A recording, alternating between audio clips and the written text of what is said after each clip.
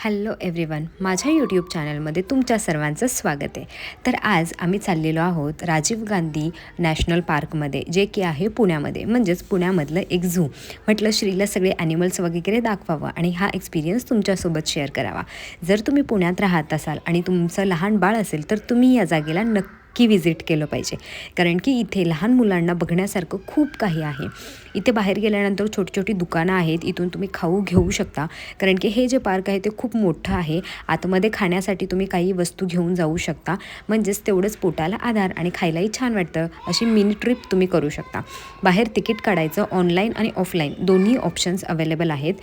आणि त्यानंतर आतमध्ये आल्यानंतर आतमध्ये आलेल्याचा परिसर हा असा काहीसा आहे. तिथे झू लिहिलेला आहे, बाहेर फ्रूट्स आहेत, खाऊ आहे, खूप काही काही आहे. तुम्ही घरून देखील खाऊ आणू शकता, कारण की ते खूप सारे लोक तेच करतात आणि मस्त तिथे गार्डनमध्ये बसून खातात.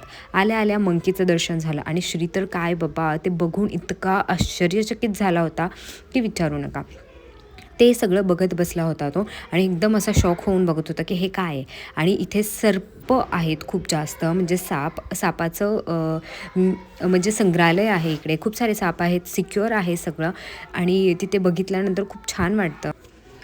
तिकडे सगळे लहान मुलं, त्याच्यानंतर कासव आहेत वेगवेगळ्या प्रकारचे. ते दगडाच्या बाजूला असतात, त्याच्यामुळे व्यवस्थित दिसतच नाहीत, तुम्हाला शोधावे लागतात की कुठे.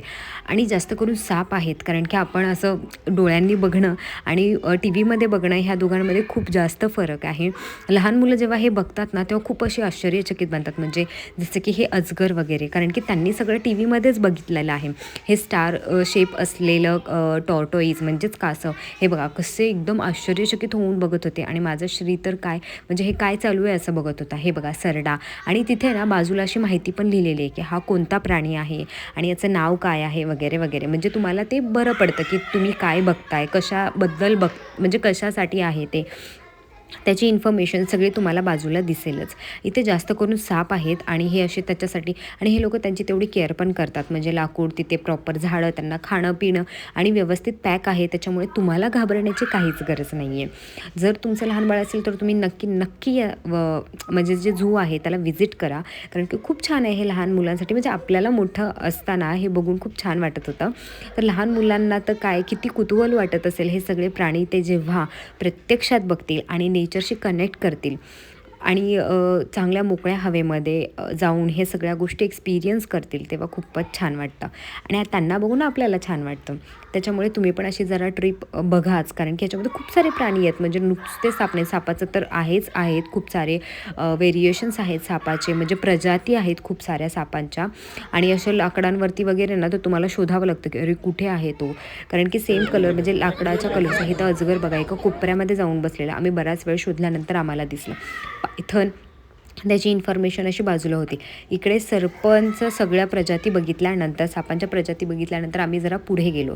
नंतर वॉक करायचा आहे तुम्हाला बराच वेळ, तर तुम्ही प्लीज लेडीज असाल तर हील वगैरे घालून येऊ नका, कम्फर्टेबल चप्पल घालून या, कारण की परत तुमचे पाय दुखले नाही पाहिजेत.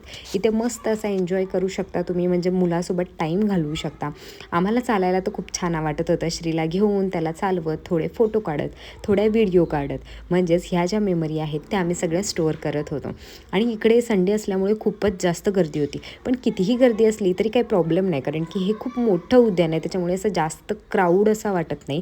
खूप साऱ्या ट्रिप सहली वगैरे इकडे येत होत्या. त्यानंतर जे मेन अट्रॅक्शन होतं ते म्हणजे वाघ.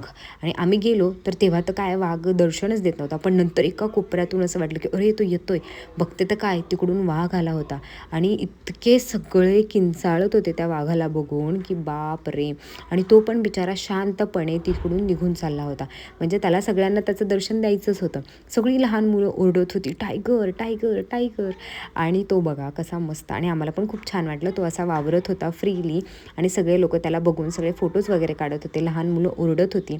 मग काय मजाच आली हे सगळं बघून, कारण हे नवीन नवीन जे अनुभव असतात ना, ते लहान मुलांना त्यांच्या ग्रोथसाठी ते खूप फायद्याचे असतात. कारण ते जेव्हा मोठे होतील तेव्हा त्यांना हे आठवेल की अरे आपण तिकडे गेलो होतो झूला. जशा आपल्या आठवणी आहेत, आपल्या मम्मी पप्पांनी आपल्याला कुठेतरी नेलेलं असतं, ते आपण आत्ताही बोलून दाखवतोच की नाही अरे मी पण गेलो होतो तिकडे आणि आम्ही हे पाहिलं होतं, जेव्हा आम्ही लहान होतो तेव्हा आम्ही असं करायचो तसं करायचो.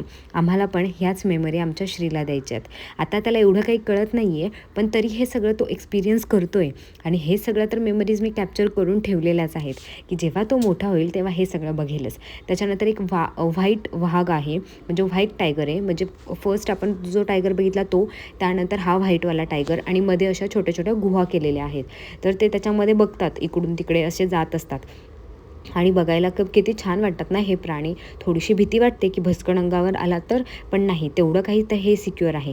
इथे छोटीशी अशी गुहा आहे. त्याच्यानंतर हे असे सगळे प्राणी वगैरे आणि एकदम मस्त असे वावरत असतात. काही कोणाची हे करत नाही.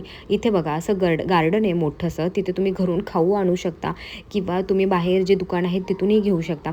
लोक इथे ना स्पेशली घरून खाऊ घेऊन येतात आणि इथे बसून मस्त तो एन्जॉय करतात.